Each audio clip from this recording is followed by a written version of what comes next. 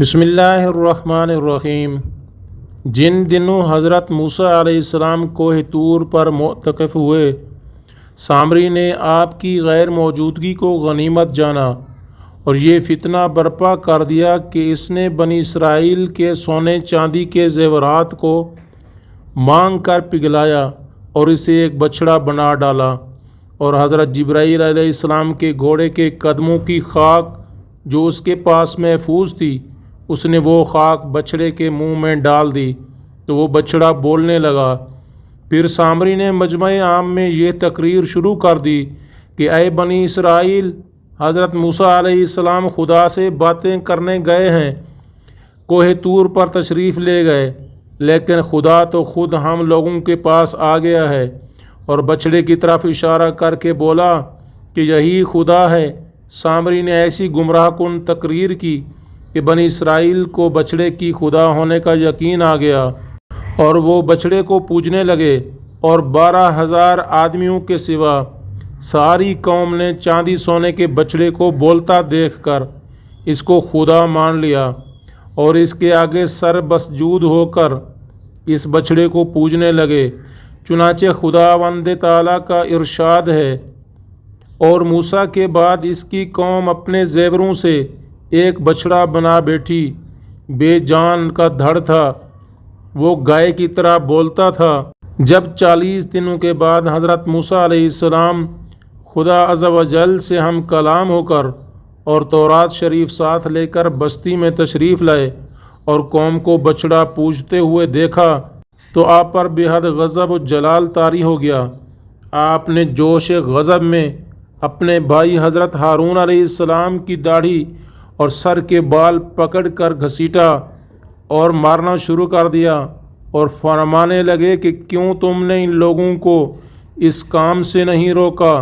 حضرت ہارون علیہ السلام معذرت کرنے لگے، جیسا کہ قرآن مجید میں ہے، کہا اے میرے ماں جائے، قوم نے مجھے کمزور سمجھا اور قریب تھا کہ مجھے مار ڈالیں، تو مجھ پر دشمنوں کو نہ ہنسا اور مجھے ظالموں میں نہ ملا۔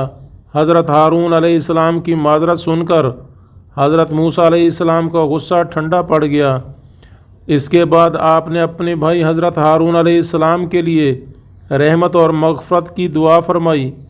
پھر آپ نے اس بچھڑے کو توڑ پھوڑ کر اور جلا کر اور اس کو ریزہ ریزہ کر کے دریا میں بہا دیا۔ پھر اللہ تعالیٰ کا یہ حکم نازل ہوا کہ جن لوگوں نے بچھڑے کی پرستش نہیں کی ہے وہ لوگ بچھڑا پوجنے والوں کو قتل کریں۔ چنانچہ سامری سمیت 70,000 بچھڑے کی پوجا کرنے والے قتل ہو گئے۔ اس کے بعد یہ حکم نازل ہوا کہ حضرت موسیٰ علیہ السلام 70 آدمیوں کو منتخب کر کے کوہ طور پر لے جائیں اور یہ سب لوگ بچھڑا پوجنے والوں کی طرف سے معذرت طلب کرتے ہوئے یہ دعا مانگیں کہ بچھڑا پوجنے والوں کے گناہ معاف ہو جائیں۔ چنانچہ حضرت موسیٰ علیہ السلام نے چن چن کر اچھے 70 آدمیوں کو ساتھ لیا اور کوہ طور پر تشریف لے گئے۔ جب لوگ کوہ طور پر طلب معذرت و استغفار کرنے لگے تو اللہ تعالیٰ کی طرف سے آواز آئی کہ اے بنی اسرائیل، میں ہی ہوں تمہارا خدا، میرے سوا تمہارا کوئی معبود نہیں۔ میں نے ہی تم لوگوں کو فرعون کے ظلم سے نجات دے کر تم لوگوں کو بچایا ہے، لہٰذا تم لوگ فقط میری ہی عبادت کرو اور میرے سوا کسی کو مت پوجو۔ اللہ تعالیٰ کا یہ کلام سن کر یہ 70 آدمی ایک زباں ہو کر کہنے لگے کہ اے موسیٰ، ہم ہرگز آپ کی بات نہیں مانیں گے جب تک ہم اللہ تعالیٰ کو اپنے سامنے نہ دیکھ لیں۔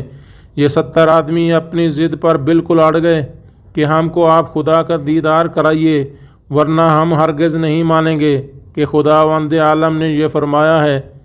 حضرت موسیٰ علیہ السلام نے ان لوگوں کو بہت سمجھایا، مگر یہ شریر و سرکش لوگ اپنے مطالبہ پر اڑے رہ گئے، یہاں تک کہ اللہ تعالیٰ نے اپنے غضب و جلال کا اظہار اس طرح فرمایا کہ ایک فرشتہ آیا اور اس نے ایک ایسی خوفناک چیخ ماری کہ خوف و ہراس سے لوگوں کے دل پھٹ گئے اور یہ 70 آدمی مر گئے۔ پھر حضرت موسیٰ علیہ السلام نے اللہ تعالیٰ سے کچھ گفتگو کی اور ان لوگوں کے لیے زندہ ہو جانے کی دعا مانگی تو یہ لوگ دوبارہ زندہ ہو گئے۔ سامری کے بارے میں روایت ہے ایک روایت کے مطابق وہ صحرائے سینا سے فرار ہونے میں کامیاب ہو گیا تھا۔ وہ سفر کرتا کرتا یمن کے ایک علاقے حضرموت پہنچ گیا۔ اس نے وہاں اپنا قلعہ تعمیر کرایا اور اپنے شاگردوں کو جادو کی تعلیم دینے لگا۔ یہ علاقہ اس وقت عمان کے شہر سلالہ میں موجود ہے۔ سامری جادوگر کی قبر اور قلعہ آج بھی سلالہ میں ہے۔ دنیا بھر سے جادوگر آخری چلے کے لیے یہاں آتے ہیں اور جادو سیکھ کر جاتے ہیں۔ سلالہ کی خواتین لمبا برقع پہنتی ہیں۔ یہ برقع ان کے پیچھے گھسیٹتا رہتا ہے۔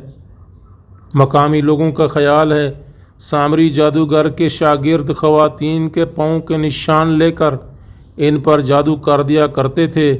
چنانچہ خواتین نے 3200 سال پہلے ایسے لمبے برقعے پہننا شروع کر دیے تھے جو ان کے پیچھے ان کے پاؤں کے نشان مٹاتے چلے جاتے تھے۔ یہ روایت آج بھی قائم ہے اور سلالہ کا جادو بھی آج بھی سلالہ میں ہے اور یہ جادوگروں کا گڑھ کہلاتا ہے۔ آج بھی کوہ طور سے نیچے اترتے ہوئے ایک سرخ چٹان میں سامری جادوگر کے بچڑے کی شبیہ موجود ہے۔ یہ اللہ تعالیٰ کی طرف سے نشانی ہے اور یہ نشانی قیامت تک موجود رہے گی۔